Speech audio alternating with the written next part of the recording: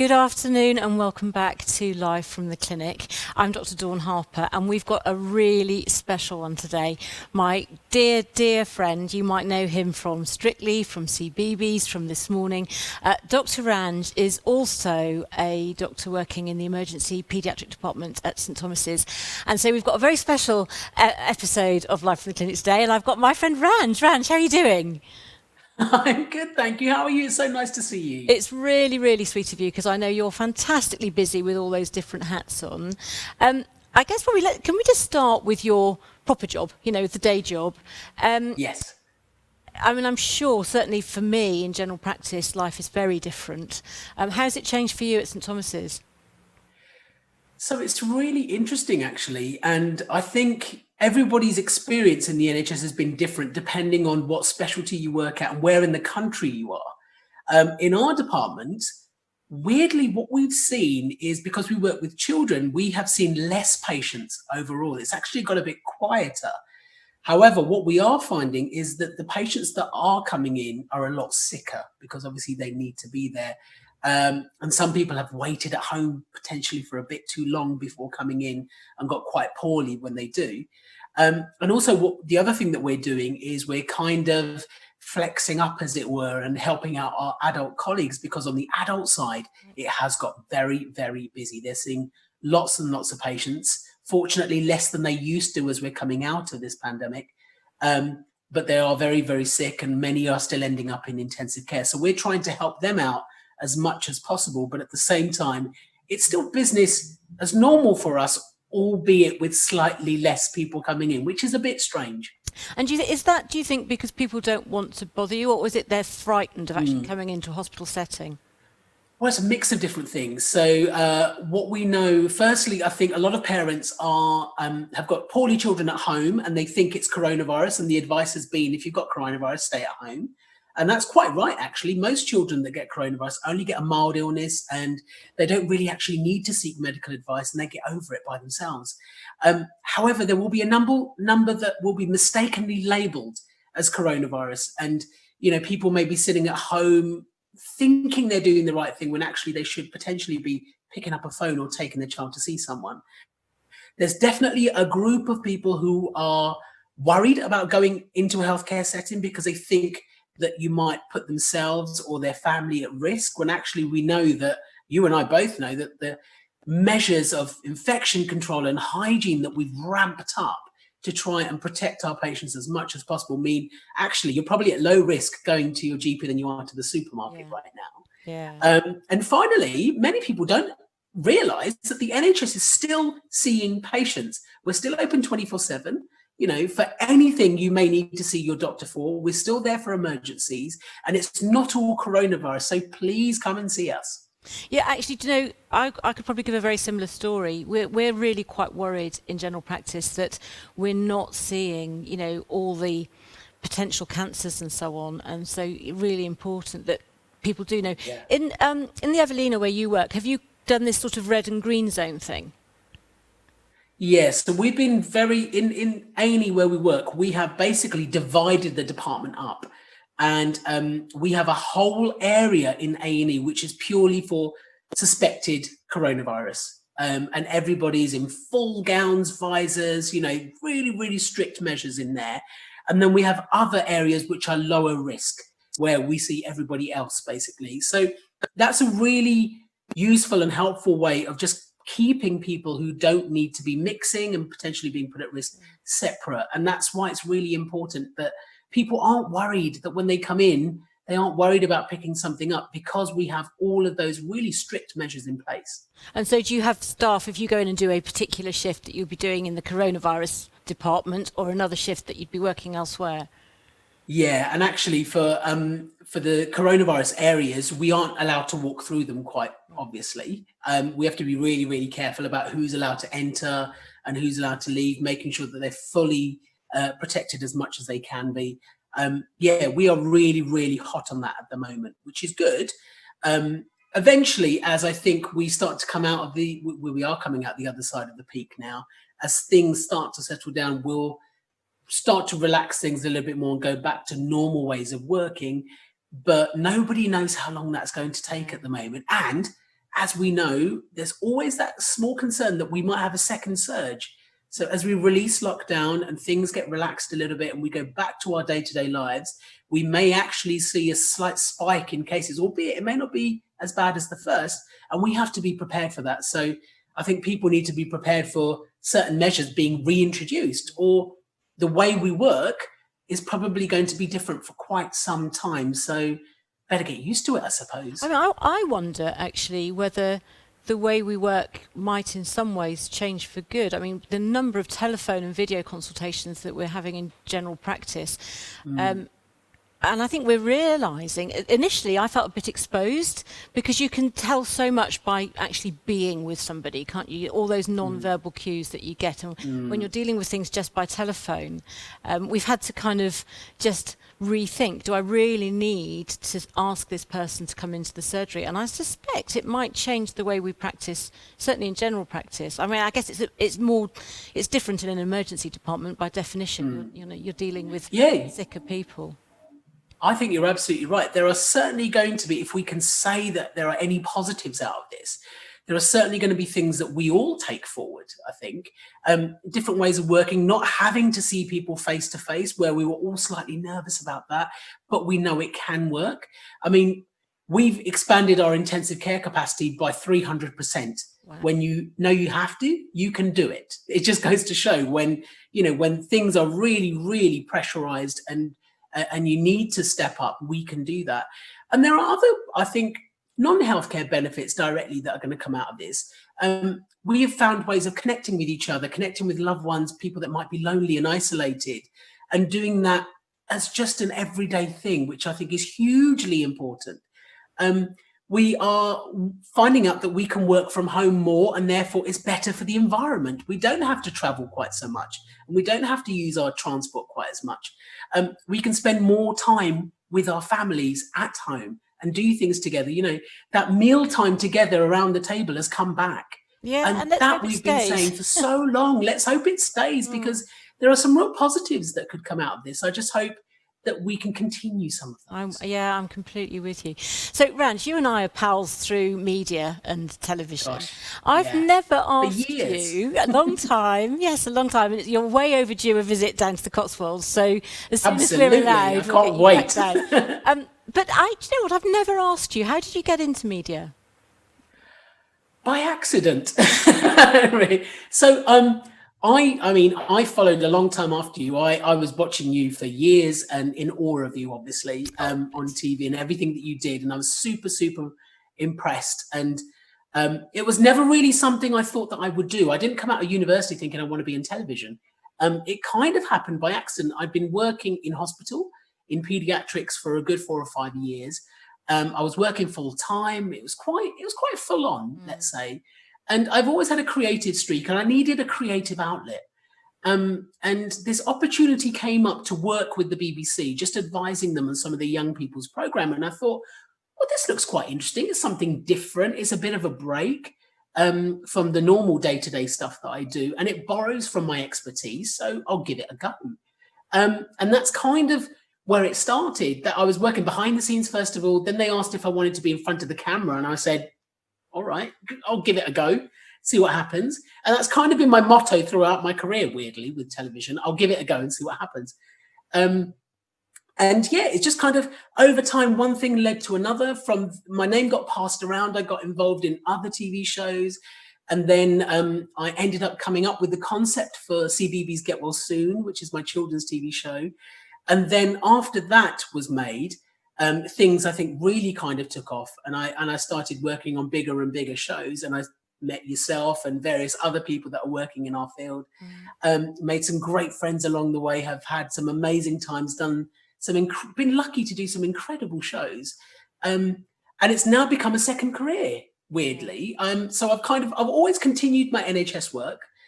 I just went from full-time to part-time, and I've kind of varied that as I've gone along. I've stepped it up, obviously, during pandemic times, because TV stuff and media has quietened down, and that's allowed me to up the number of shifts that I do. And that's really hugely important to me, because my NHS work always has taken priority, and I sort of balance everything else around it. but I've now got these two jobs, which I love and adore. And I'm constantly juggling, but I really, really enjoy it. Yeah, but you're probably a bit like me in that I think that they actually complement each other really well. Yes. You know, Yeah. working at the front line, you know, being a proper doctor tells you what Yeah. real people worry about. And then we're very privileged, aren't we, working in the media, because we kind of get the heads up. You know, now we're Yes. speaking to the Yeah. Deputy Chief Medical Officer twice a week on our little conference calls and so on, which is quite Gosh. a privilege, really, you know. And I know my practice find that feedback quite useful, that we, you know, so we're very lucky. I only recently realised that you actually wrote CBeebies Get Well Soon. Yeah, so with Get Well Soon, when it first came about, which was almost 8, maybe 9 years ago now, actually, I kind of came up with the concept. I helped create it and develop it and write it, and I checked it, and then I presented it, and I sang the songs, etc. So I was very, very much involved in that. But we had writers predominantly doing the bulk of the writing. We would have meetings where we come up with ideas, they go away, come back with a script. And the very recent episode, we've just done a short for the CBeebies Get Well Soon on iPlayer, a 5-minute episode explaining coronavirus to preschoolers predominantly.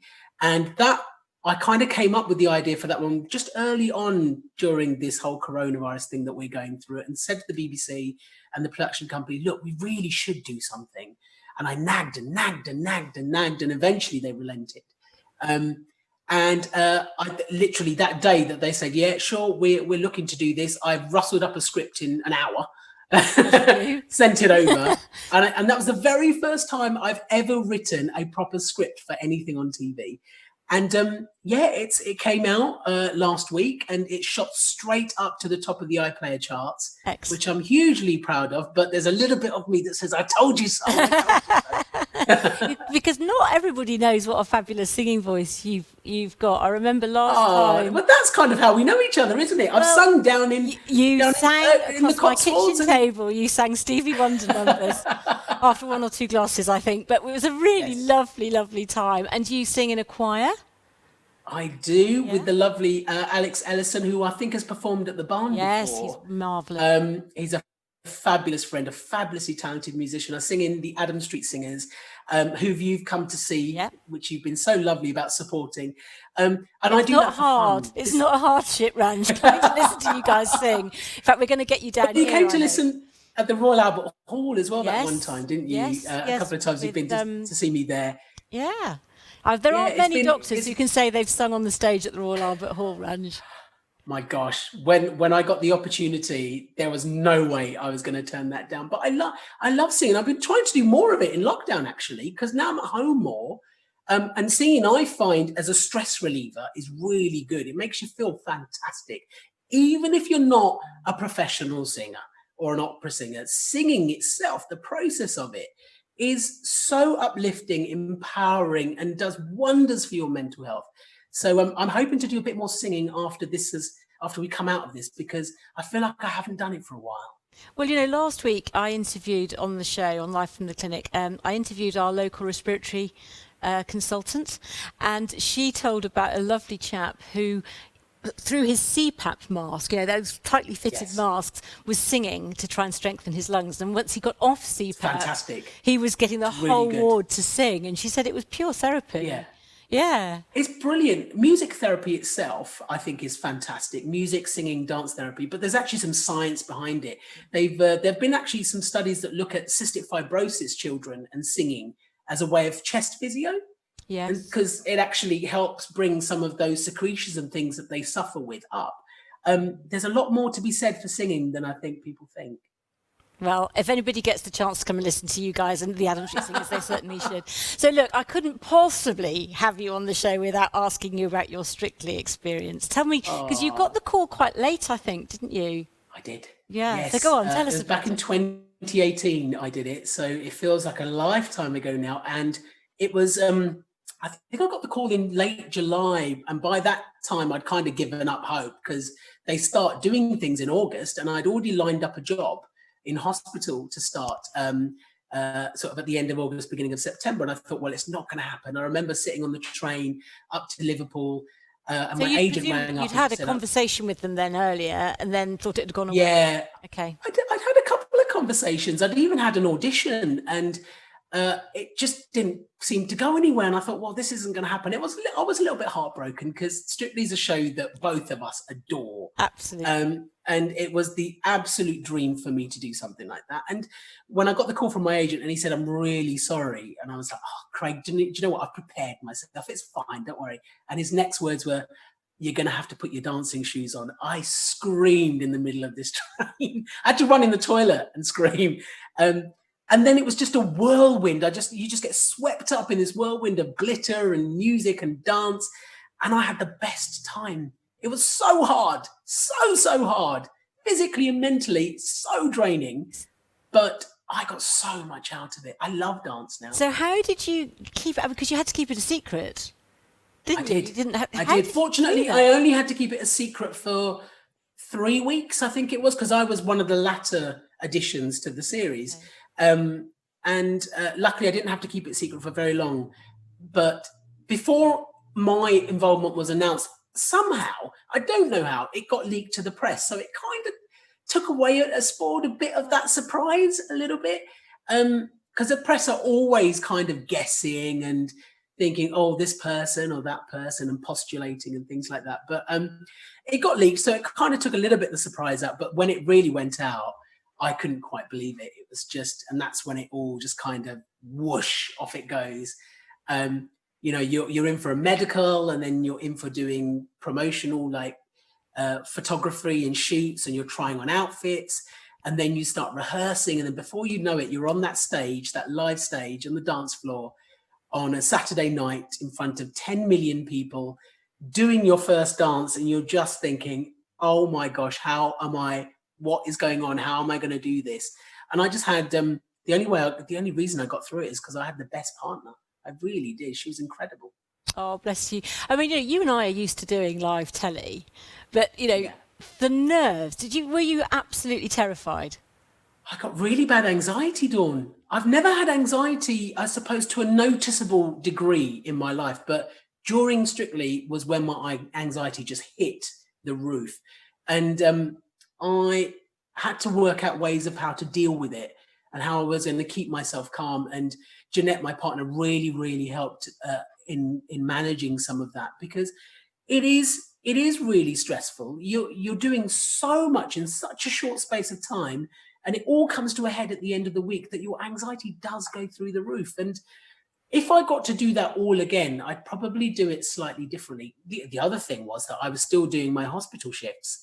So, it wasn't unusual for me to do a few hours of dance rehearsal, go and do a night shift, and then do 8 hours of dance rehearsal afterwards. But I had to do that. So that was fine. If I had to do, not that it's ever going to happen like that again, but if I got to do Strictly again, I would try and put everything else away and just concentrate on the dancing, because you need all the hours you can get. And you seem to, because of course we see you on the show on the Saturday night, and on the results show. But how much time? Because you seem to have a real kind of camaraderie with the other celebrities on the show. So how much time do you get to spend with them, and how much are you just locked in a gym somewhere with Jeanette? Well, most of the week you're locked in a gym and you're rehearsing, and you don't really get to see any of the other contestants. And then you meet at the weekend, and because you're all in the same boat, you're all in this pressure cooker, albeit in various different places. When you come together, you really do bond really quickly. And you become really, really close. And I'm still really close to lots of them. We're texting all the time. Faye Tozer just messaged me this morning asking about my light, ironically. The one that I want. The ring light that I use for filming. So we're still, you become really, really close really quickly, especially to your partner, because you share so much and such an intense environment. You're in it together, and you're at your most vulnerable, and you rely on your partner so much, and they support and help you so much. It's inevitable that you become really close to these people. And it's heartbreaking when you leave, because you kind of feel like you're leaving all your mates. I likened it to someone that said it, that it's like you're on a party bus, you're having an amazing time, then you get dropped off, and then your friends carry on and the bus pulls away. And Yeah, that was Yeah, I get that was how what I was going to heartbreaking it say to you, was. because I mean, I and an awful lot of other people think you went far too early. You were just great, Ranj, loved it. But how do you? That must be a real kind of come down. You go from this high octane, how many ever hours a day that you're training, and then there's nothing. How do you cope with that? I've never experienced anything like it, Dawn, and I haven't really spoken about it very much. The 2 weeks after I exited, and it was a big surprise when we left, because I loved our last dance was a samba. It's one of my favorite dances, one of my favorite songs to George Michael's Freedom 90. It was a really wonderful week, and it was a comeback from the week before, because I hadn't had a great week the week before. And to me, I felt ready. I was fighting. I was ready to go again. And then when we left, we were heartbroken. Both of us were heartbroken. So was I. I was coming into the show the following week. Do you remember? Yes, I know. Didn't I was for one completely moment think- devastated. And then for 2 weeks, I literally spiraled. And this is what happens. You go from 100 miles an hour to 0 miles an hour overnight. And I spiraled and spiraled almost out of control. I needed to feel that rush, that sort of, my body was craving physical activity. It was craving that intensity, but all of a sudden it had gone. And I just remember being in a really dark place afterwards, actually, for a couple of weeks, because I readjusting to normal life was really, really hard. And it's no surprise that people go a bit off the rails, actually, when they finish something like that, because you develop a little bit of a Stockholm syndrome in a weird way. That's what I think people in the military get, don't they?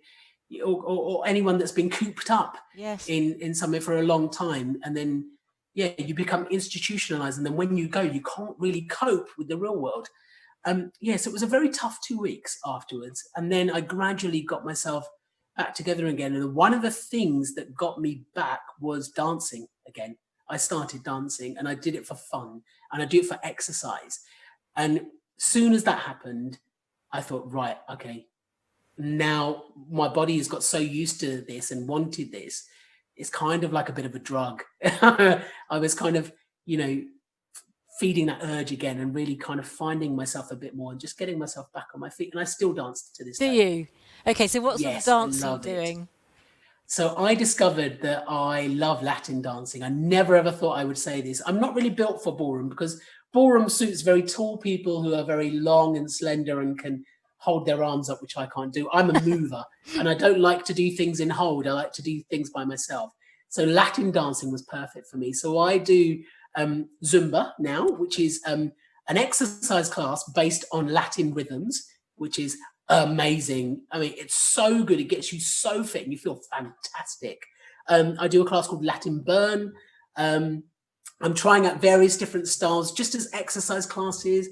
And then, after the show, I did the tour and I did a couple of Strictly cruises. So I kind of carried on doing those sorts of things. And I love it. I just love it. I want to do the Christmas special now. That's what I would love to do. Oh, okay. Is dance the Christmas special. That would be amazing. I remember you always come to the St John Ambulance Awards dinner each year. Yeah. And I remember sitting next to Fabrice Muamba one year. Yes. And he just did the Christmas special. He hasn't done the whole Strictly thing. Yeah. And I remember, it'd be interesting to hear what your thoughts are on this. He said to me, I just jumped at, he said, I thought it'd be really great to be able to learn to dance. But he said, I could dance that routine with my partner, but I still can't dance with my wife. Did you feel a bit like that? But this is it. Because you learn every week on a Monday, you get a brand new song, a brand new routine, and a brand new style of dance. And you almost have to forget what's just happened the week before. And you only have 4 days to learn it. You have Monday to Thursday to learn this. So you don't learn the style. You don't learn the style of dancing. You don't go through that discipline that you normally would do to learn Latin dancing, and the technique of the cha-cha or the timing of the salsa. You don't really learn it. You just learn your routine. So even though you might be amazing at your routine, it doesn't mean that you can dance. It just means that you can do your routine. And it took me a while afterwards to kind of come back and think, right, why do you do this move? What exactly does it mean? Like Jeanette used to describe, there's a hip action that happens in Latin dancing, particularly in things like cha-cha and samba, where you weirdly, it's so not how you normally do things. You flick your back hip out and use your back leg to propel you forward. It's really strange. And she used to call it flicking the skirt, because that's what you're doing. I could never flick the skirt until I finished Strictly. That's when I understood what she meant. Now I can flick the skirt. So, you get given the song and the routine on a Monday. Do you have any say in the music choice or costume choice? No. Well, you kind of vaguely throw your preferences in and say, oh, I'd love to do this or I'd love to do that. And your partner's always listening, but you don't really get a say in the song choice. You don't really get a say in what dance you do. You find out on the Monday, and you just have those 4 days. And bearing in mind, you're doing everything else in those 4 days as well. You have those 4 days to learn your routine, because on Friday you're in the studio and you're blocking it through and you're doing it in preparation for and you're doing dresses and everything.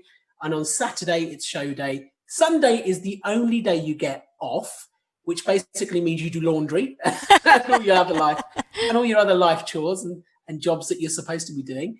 And then Monday you're back in, Monday morning. It's honestly, it's a rapidly moving travel agent. You kind of feel like this isn't stopping. I've just got to keep going. Wow. So listen, you're incredibly busy, and you've got a new podcast amongst all the other things that you do. Yeah, so one of the things that's come out of lockdown is I've started to dip my toes into various other things. A lot of the stuff I've done to try and help, I suppose, inform and educate the public, as we all are, as we always have done. So I've done a lot of stuff on social media around educating people around what's happening around coronavirus and some of the advice that's out there. And then we've started this podcast, 4 of us, Dr. Zoe, who you know, Dr. Sarah and Dr. TJ. We're all doctors who work in healthcare, but do a little bit of telly as well. We sort of came together and thought, well, we catch up every now and again. We have some drinks and we'll chat medical stuff and have fun. Why don't we just turn that into a podcast? And we did. And we're 5. We've just done the 6th episode. We are top of the UK medical podcast chart. We've just broken and hit the Americans, the American chart. So we're top of the UK medical one. And it's going from strength to strength. And we're just having fun doing it. We're doing it off our own backs at the moment, recording it from our own flats and houses, socially distancing over the internet. So that's taught us a lot, working it out as we go along. But once lockdown is over, hopefully we'll be able to take it even further when we can actually see each other and try and get some guests in. Dawn, you have to come in as a guest when we start getting guests in. That would be amazing. I'll return the favour. It's called Steth's Drugs and Rock and Roll. Steth's Drugs and Rock and Roll. Steth's Drugs and Rock and Roll. It's on Apple and Spotify and everything. But Steth's because we're doctors, drugs because it's medication, not the other kind of drugs. And rock and roll because it's a bit of fun. Everyone likes a bit of rock and roll. Fantastic. You're not going to go and live in the States, are you, Ranj? No one's offered yet. I mean, who knows? Someone might sweep me off my feet and say, come live with me in my mansion in LA. And I'll come and be your housekeeper. Do you know, Ranj, you're so sweet because I know you're incredibly busy, and to give us some time. People are loving listening to you. Love Dr. Ranj, and he's hot, I've got here. Oh, wow. It's really warm in my flat at the moment. So listen, honestly, lots of hi, Dr. Ranj, love Dr. Ranj. You know, people are loving you. So thanks ever so much. I really, really appreciate it. I'll definitely return the favour when we're out of lockdown. And listen, just stay safe.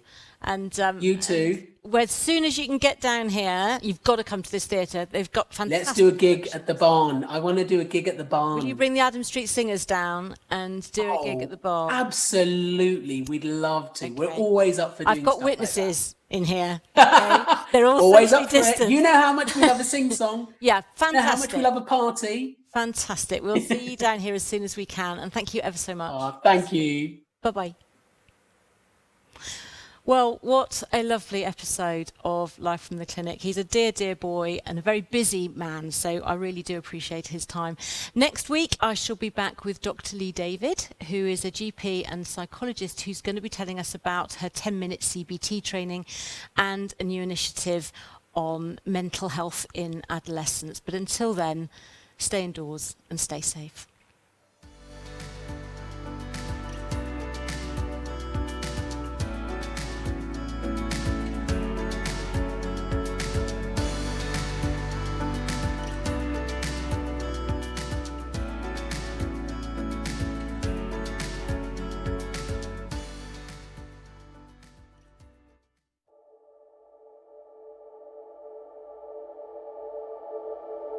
In March 2018, we opened our doors to the public with a vision not just to create challenging professional theatre, but to use this as a platform to inspire and bring communities together. Theatre and culture build identity. With theatre and culture in our local life, the community landscape is more vibrant. Local life is enriched. We believe that the benefits of theatre should be available for everyone. Our Theatre for All programme has removed financial barriers, giving disadvantaged people access to the theatre free of charge. So we were told that we'd come here and have a Christmas meal and then go and watch A Christmas Carol. Our aim is to make live professional theatre available to everyone and use that experience for positive change.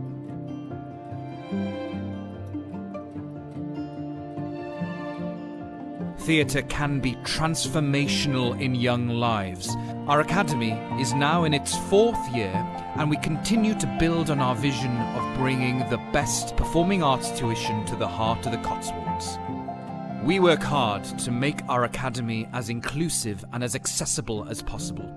Discounts apply for parents with more than one child. Our bursaries help support talented children from less affluent backgrounds. The Academy creates a fun and challenging environment where children can build friendships and develop key skills not just for theatre, but for life. We are also able to provide real opportunities for students who wish to pursue careers in the arts. My name is Harry Apps. I am currently playing Marius in Les Miserables in the West End. Barn outreach and learning programs engage with thousands of people. Our free workshops support the drama curriculum in local schools. Singing and musical theatre workshops in community groups and care homes have helped address issues of isolation. Our Song for Cirencester project in aid of mental health charities brought our community together in an unprecedented way. We've collaborated with many charities in the region, including the Churn Project, to support individuals dealing with the barriers to finding work. Since working with you, my life's changed. It's given me some purpose, given me an interest, some confidence I was lacking prior to all this. The Barn Theatre played a pivotal role in the town's 2018 World War I centenary celebrations. Who could forget our record-breaking Human Poppy? Our live streaming work on the annual Advent Festival helped thousands engage and take part in Cirencester's Christmas festivities.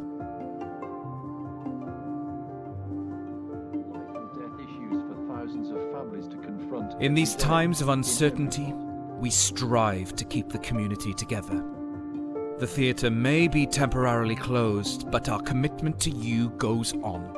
Even now, our amazing costume department are helping the NHS by making scrubs for frontline workers. We've used our technology to build a free live streaming service that provides much needed community news and entertainment for all the family, broadcasting every day to keep us all connected.